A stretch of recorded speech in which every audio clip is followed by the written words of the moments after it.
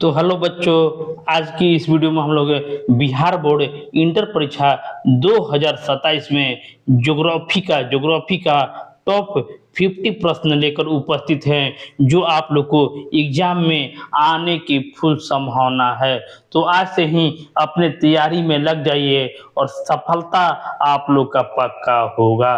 तो सारा व्याख्या, विस्तृत व्याख्या के साथ है आज आप लोग के बीच लेकर आए हैं। कोई भी प्रश्न आए तो छूटे नहीं, एकदम व्याख्या सहित ऐसे ही पेपर आप लोग को पेपर में छप सकता है। तो आज का धांसू कलेक्शन शुरू होता है। अब वीडियो शुरू करने से पहले आप लोग से गुजारिश है कि कम से कम आप लोग चैनल को जरूर सब्सक्राइब कर लीजिएगा और अपने दोस्तों को भी शेयर जरूर कर दीजिएगा। देखिए, कक्षा 12 भूगोल मॉडल पेपर आज आप लोग को टॉप 50 प्रश्न मिल रहा है। तो पहला प्रश्न आप लोग के बीच है, पृथ्वी का सबसे बड़ा महासागर कौन सा है? पृथ्वी का सबसे बड़ा महासागर कौन सा है? अटलांटिक महासागर, हिंद महासागर, आर्कटिक महासागर या प्रशांत महासागर? तो इसका आंसर आवे तो कमेंट बॉक्स में आप लोग कमेंट करते चलिएगा कि पृथ्वी का सबसे बड़ा महासागर पूछेगा तो वो होगा प्रशांत महासागर। और प्रशांत महासागर पृथ्वी का सबसे बड़ा और गहरा महासागर है। यह एशिया, ऑस्ट्रेलिया और उत्तर से दक्षिण अमेरिका के बीच स्थित है। ये भी आप लोग को ध्यान में रखना है। देखिए, नेक्स्ट क्वेश्चन है, ब्राजील का मुख्य फसल कौन सी है? ब्राजील का मुख्य फसल कौन सी है? गेहूं, सोयाबीन, चावल या मक्का? तो ब्राजील का पूछ रहा है और ये प्रश्न आप लोग को PYQ में आ चुका है। ब्राजील का मुख्य फसल जो है वो सोयाबीन ब्राजील का मुख्य फसल है। भारत में श्वेत क्रांति के जनक किसे कहा जाता है? ये भी मैंने PYQ से लिया है। और श्वेत क्रांति जो है वह दूध की क्रांति से संबंधित है। और ये प्रश्न आप लोग को 2027 में आने की संभावना है और ये आप लोग के लिए VVI इम्पोर्टेंट है। MS Swaminathan, doctor Verghese Kurien, C Subramaniam और नॉर्मन बोरलॉग। तो देखिए, श्वेत क्रांति पूछा है तो श्वेत क्रांति डॉक्टर वर्गीज कुरियन को श्वेत क्रांति का जनक माना जाता है। और वहीं MS स्वामीनाथन पूछे तो भारत में हरित क्रांति के जनक इन्हें माना जाता है, MS स्वामीनाथन को। और पूरे विश्व में हरित क्रांति के जनक जो हैं वो नॉर्मन बोरलॉग को कहा जाता है। भारत में लौह अयस्क का सबसे बड़ा भंडार किस राज्य में है? भारत का लौह अयस्क का सबसे बड़ा भंडार किस राज्य में है? छत्तीसगढ़ में, उड़ीसा में, झारखंड में या महाराष्ट्र में? तो लौह अयस्क का सबसे बड़ा भंडार उड़ीसा राज्य में है। देखिए, उड़ीसा भारत का सबसे बड़ा लौह अयस्क संसाधन वाला राज्यों में से एक है और खनिज क्षेत्र में लौह अयस्क का विशेष महत्व भी है। भारत में पेट्रोलियम शोधन का सबसे बड़ा केंद्र कौन सा है? भारत में पेट्रोलियम शोधन का सबसे बड़ा केंद्र कौन सी है?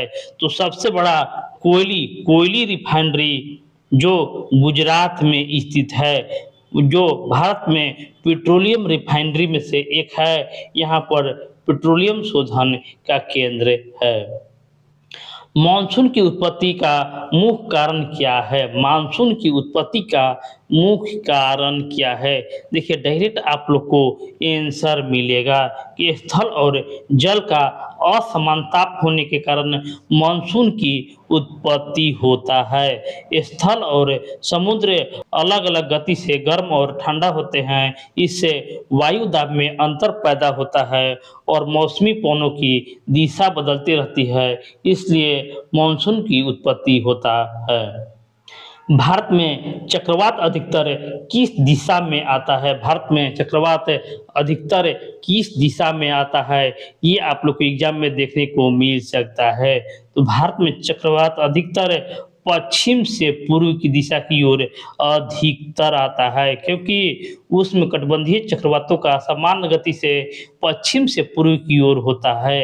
हालांकि उनकी वास्तविक दिशा मौसम और क्षेत्र के अनुसार बदल सकता है, लेकिन अधिकतर पश्चिम से पूर्व दिशा की ओर ही होती है। निम्नलिखित में से कौन सी मिट्टी सबसे अधिक उपजाऊ मानी जाती है?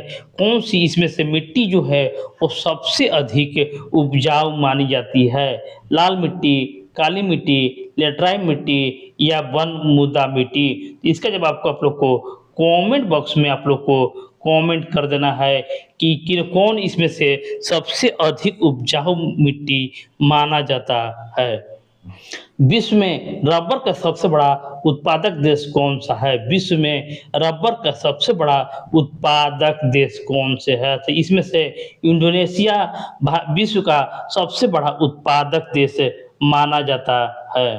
थाईलैंड प्राकृतिक रबर के प्रमुख उत्पादक देशों में अग्रणी है।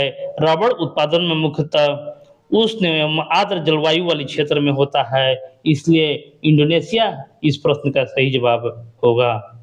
उत्तरी गोलार्ध में ग्रीष्म ऋतु कब आरंभ होती है? उत्तरी गोलार्ध में ग्रीष्म ऋतु कब आरंभ होती है? तो 21 जून को उत्तरी गोलार्ध में ग्रीष्म ऋतु आरंभ होती है। भारत में रबी फसल की बुआई कब की जाती है? भारत में रबी फसल की बुआई कब की जाती है? तो रबी फसल की बुआई नवंबर-दिसंबर माह में रबी फसल की बुआई की जाती है। किस प्रकार की कृषि में रासायनिक उर्वरक और कीटनाशकों का अधिक उपयोग होता है? किस प्रकार की कृषि में रासायनिक उर्वरकों और कीटनाशकों का अधिक प्रयोग होता है? तो व्यावसायिक कृषि में सबसे अधिक रासायनिक उर्वरक और कीटनाशकों का उपयोग होता है। व्यावसायिक कृषि में बाजार के लिए बड़े पैमाने पर उत्पादन किया जाता है, इसलिए आधुनिक तकनीक, उर्वरक, सिंचाई और कीटनाशकों का अधिक से अधिक उपयोग किया जाता है। भारत में ऊर्ध्व प्रौद्योगिकी पार्क हाईटेक पार्क का पहला प्रोजेक्ट कहाँ स्थापित हुआ? देखिए, भारत में ऊर्ध्व प्रौद्योगिकी पार्क कहाँ स्थापित हुआ है? तो बंगलुरु में भारत का प्रमुख सूचना प्रौद्योगिकी केंद्र है, इसलिए भारत के आईटी की राजधानी बंगलुरु को कहा जाता है।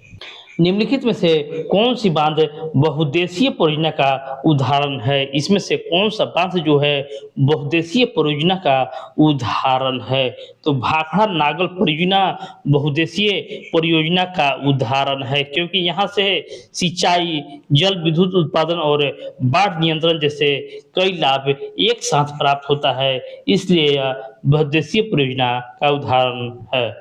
विश्व में सबसे अधिक गेहूं उत्पादन करने वाला देश कौन सा है? सबसे अधिक गेहूं उत्पादन करने वाला देश कौन सा है?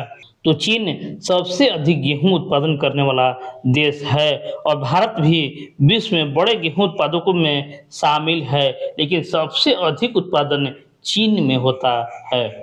भारत में मूंगफली का सबसे अधिक विकास किस राज्य में हुआ है? भारत में मूंगफली का विकास किस राज्य में हुआ है? उत्तर प्रदेश में, आंध्र प्रदेश में, तमिलनाडु में या असम में? तो देखिए, सबसे अधिक मूंगफली पूछे तो मूंगफली में सबसे ज़्यादा गुजरात है, सबसे अधिक गुजरात है, क्योंकि ऑप्शन में नहीं है। तो आप लोग याद रखिएगा कि मूंगफली में सबसे अधिक विकास जो है वो गुजरात राज्य में हुआ है। सौर ऊर्जा का दोहन करने वाला सबसे उपयुक्त तकनीक कौन सी है? सौर ऊर्जा का दोहन करने वाला सबसे अधिक उपयुक्त तकनीक कौन सी है? तापीय संयंत्र, फोटोवोल्टिक सेल, पवन चक्की या तापीय संयंत्र?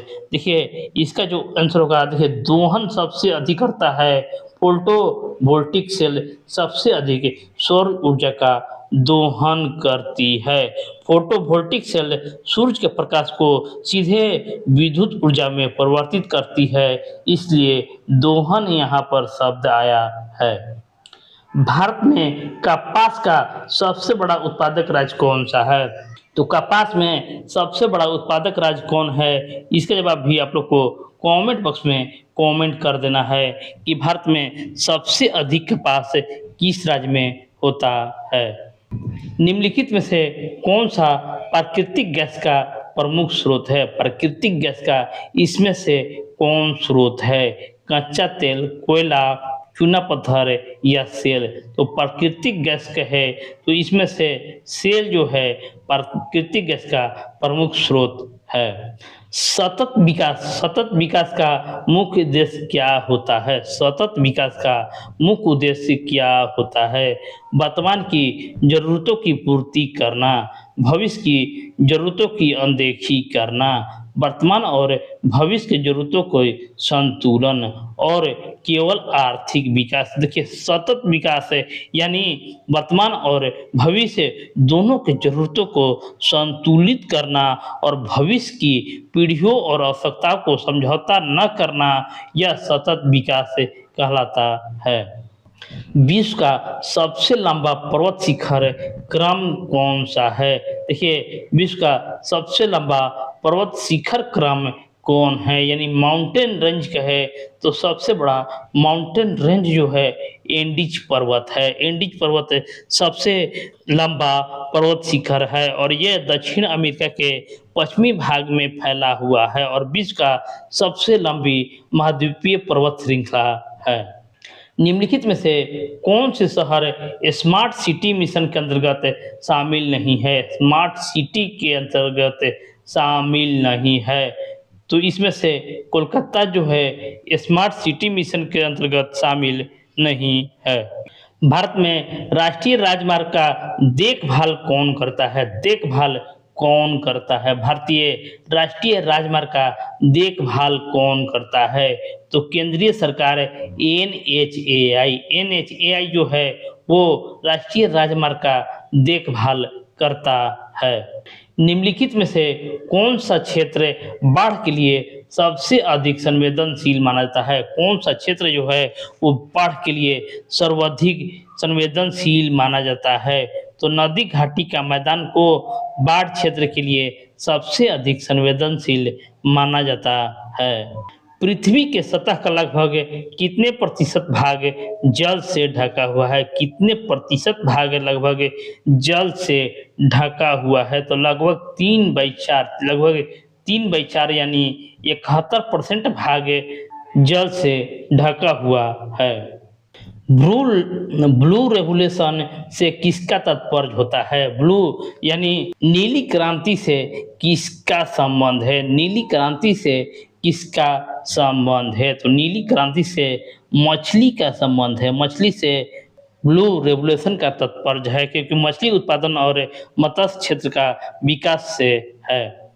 भारत में लोहा का सबसे बड़ा उत्पादक राज्य कौन सा है? भारत में लोहा का सबसे बड़ा उत्पादक राज्य कौन सा है? तो उड़ीसा है जो सबसे बड़ा उत्पादक राज्य है और यहाँ सुंदरगढ़, क्योंझर आदि क्षेत्र लोहा के लिए महत्वपूर्ण भंडार है।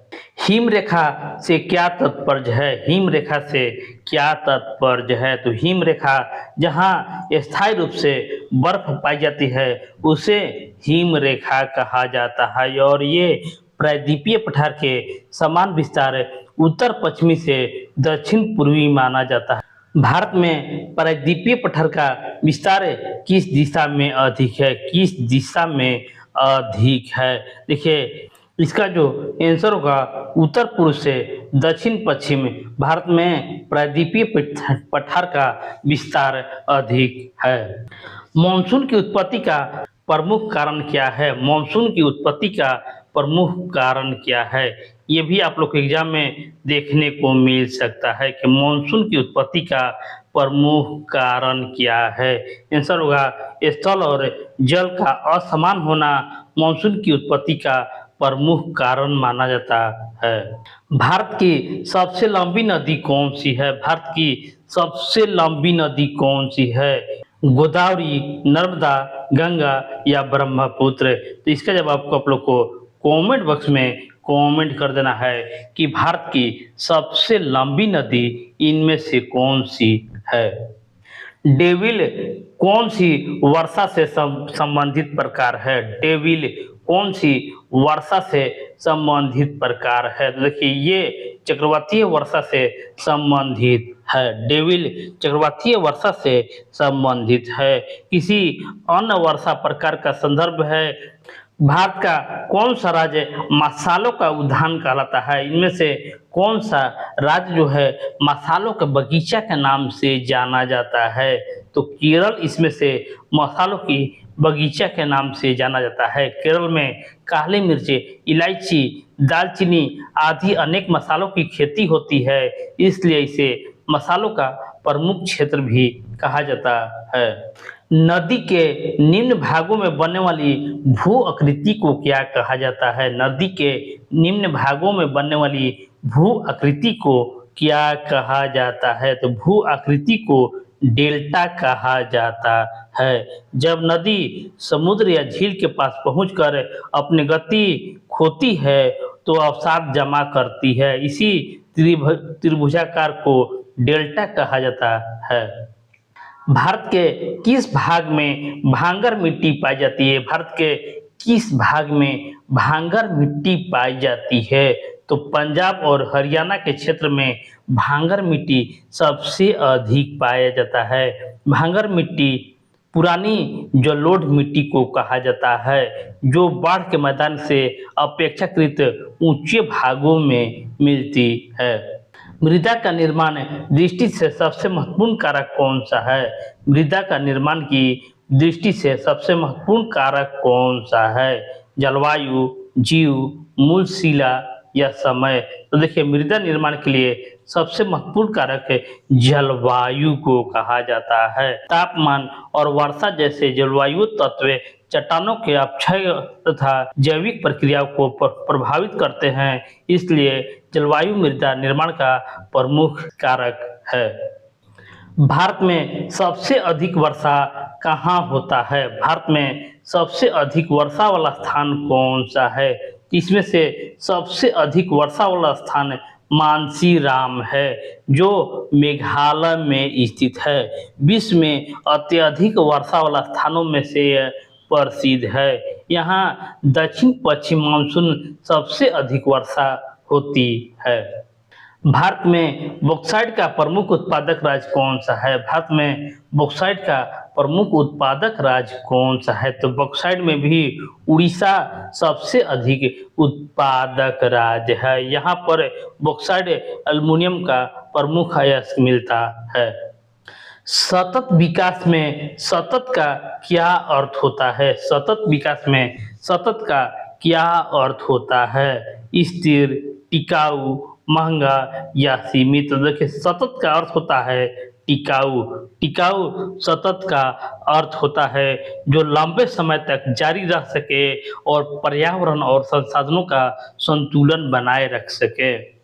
भारत में पेट्रोलियम का भंडार मुख्यतः कहाँ पाए जाते हैं? भारत में पेट्रोलियम का भंडार मुख्यतः कहाँ पाए जाते हैं? तो मुंबई हाई में भारत में पेट्रोलियम का भंडार पाए जाते हैं। भारत में अन्य क्षेत्र में भी पेट्रोलियम भंडार पाए जाते हैं, जैसे असम, गुजरात, मुंबई हाई तथा कृष्णा गोदावरी बेसिन क्षेत्र में भी पेट्रोलियम का भंडार पाया जाता है।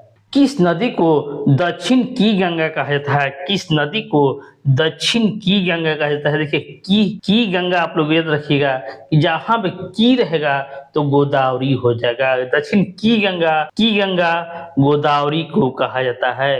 गोदावरी प्रायद्वीपीय भारत में प्रमुख और लंबी नदी है, इसलिए विशाल अफवाह क्षेत्र होने के कारण इसे दक्षिण की गंगा या बहुवृद्ध गंगा भी कहा जाता है। भारत में कपास की सर्वोत्तम खेती कहाँ होती है? भारत में कपास की सर्वोत्तम खेती कहाँ होती है?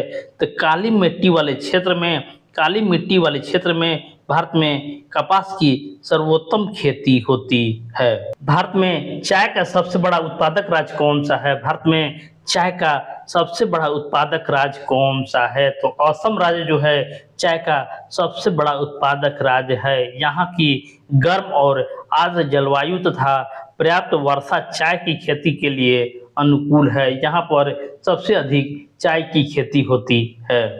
किस संसाधन को भविष्य की ऊर्जा स्रोत कहा जाता है? भविष्य की ऊर्जा स्रोत कहा जाता है कोयला का, पेट्रोलियम को, सौर ऊर्जा को या प्राकृतिक गैस को। तो इसका भी जवाब आप लोग को कमेंट बॉक्स में कमेंट कर दीजिएगा।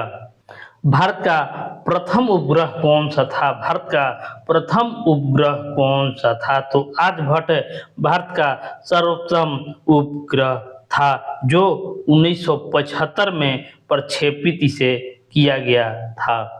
स्वर्णिम चतुर्भुज परियोजना किससे संबंधित है? स्वर्णिम चतुर्भुज परियोजना किससे संबंधित है? देखिए, स्वर्णिम चतुर्भुज परियोजना से दिल्ली, मुंबई, चेन्नई और कलकत्ता को सड़क मार्ग से जोड़ा गया है। सड़क मार्ग से जोड़ा गया है, जो राष्ट्रीय राजमार्ग के माध्यम से जोड़ने वाले महत्वपूर्ण सड़क परियोजना में से एक है। किसे पृथ्वी का फेफड़ा कहा जाता है? ये भी आप लोग लिख लीजिएगा, VVI इम्पोर्टेंट है।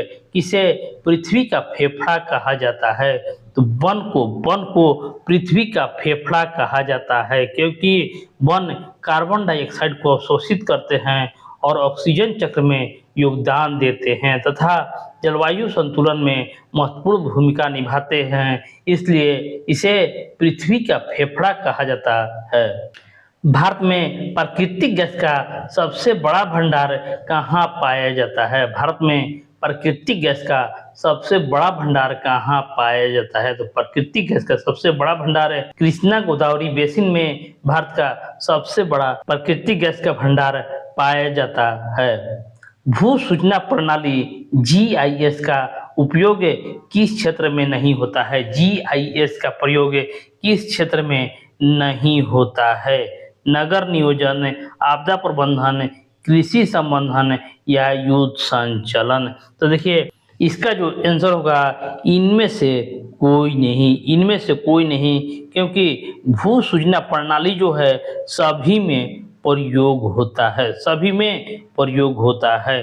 और इस वीडियो का लास्ट प्रश्न है, भारत में गेहूं की खेती प्रमुख क्षेत्र कौन सा है? भारत में गेहूं की खेती के लिए प्रमुख क्षेत्र कौन सा है? गंगा का मैदान, काली मिट्टी वाला क्षेत्र, राजस्थान का मरुस्थल या दक्कन का पठार।